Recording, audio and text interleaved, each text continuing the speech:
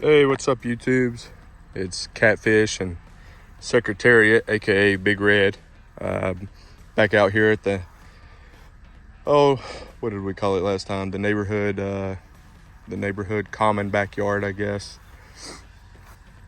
A few houses share this section of the property behind them. I don't do that section over there, obviously. Just this section that these few neighbors have come together and hired me out to take care of, to give them a little bit of extra space and a little bit of extra useful ground to enjoy the grandkid. If you've ever heard a lawn care company complain about bi-weekly scheduling, this is why. If you've ever employed a lawn care company, own a lawn care company, work with one, or have one that services your property, you know they've probably pitched a little bit of a fit, maybe not, but a lot around here do, especially with bi-weekly cuts. One, because it's hard to schedule, right? Managing bi-weekly cuts with your weekly properties, and then factoring in also, one-offs, rental move-outs for property management companies, and whatnot. So that's one big reason. The other big reason is just not knowing what you're going to roll up on in 2 weeks, especially here in North Carolina. The weather's so inconsistently consistent, if that makes any sense. In the spring, we have the best weather that you could possibly imagine, but then in the summer, it's hot, it's humid, it's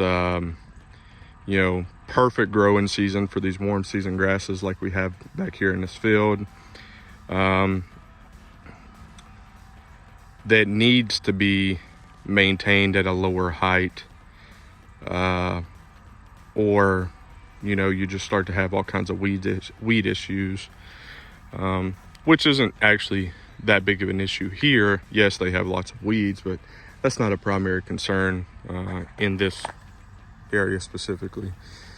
You can see back there what we've came from, and you can see in my previous video where this started. It wasn't even a hayfield. It was a mixture of pasture grass and all kinds of other stuff that just hadn't been mowed in multiple years. But here we are, and I'll update y'all when we're done.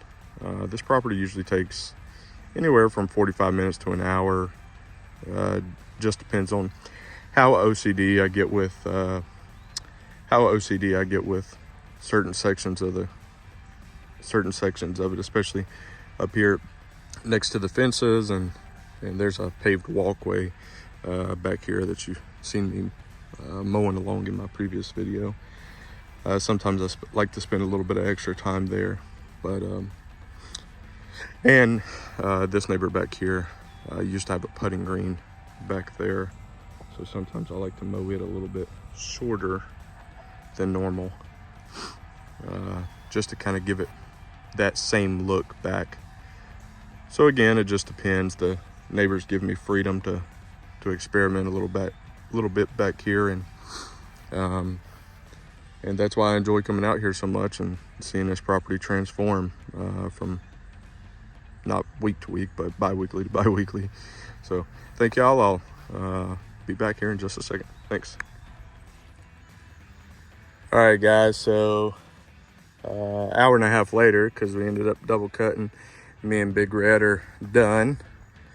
So we ended up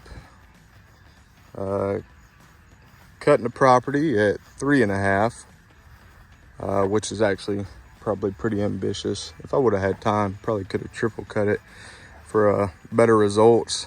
But 3.5, and then second round we came through and we cut it at 3, dropped down 1/2 inch, and then up here on the putting green, it's hard to see, and I don't feel like walking all the way over there, but we I may walk over there a little bit.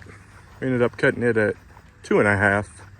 And it was just kind of a rough cut to get us something to work with for the next cut. Next cut, we'll dial it in a little bit better and really shape it up. But from this, we did vertical stripes for the most part here, and then in this direction we did horizontal stripes. Sun and shade isn't doing us any favors.